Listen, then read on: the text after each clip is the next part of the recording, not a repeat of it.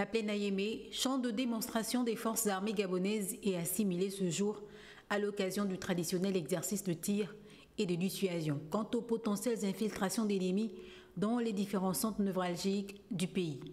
La menace dans le golfe de Guinée de piraterie maritime, devenue insistante ces dernières années, incite les États à parer à toute éventualité. L'opération qui s'exécute sur le regard avisé du chef de l'État a pour objectif de repousser l'ennemi dont l'ambition est de pénétrer le Gabon partant de la plaine Ayémé en progression vers Ntoum.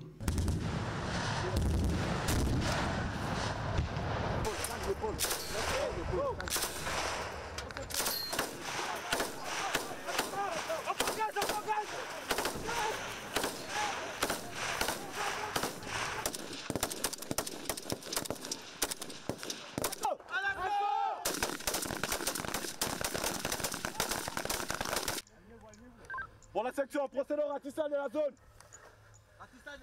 Il met en évidence les moyens interforces, expose les capacités de combat des forces de défense opérationnelles du territoire, donc leur professionnalisme et capacité de commandement et de manœuvrer.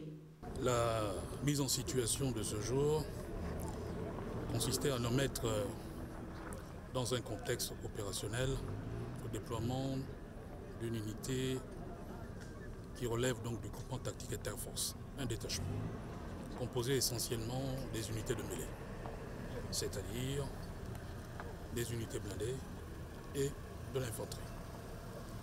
L'unité blindée avait pour mission de détruire les vecteurs ennemis.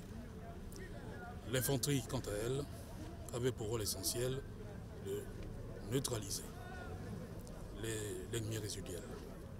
En tant que commandement, nous ne pouvons qu'exprimer un satisfecit par rapport à nos capacités de maîtrise de tous les éléments qui relèvent de l'engagement opérationnel. Le succès de cet exercice démontre la capacité opérationnelle de nos forces hautement entraînées et prêtes à anticiper toute situation.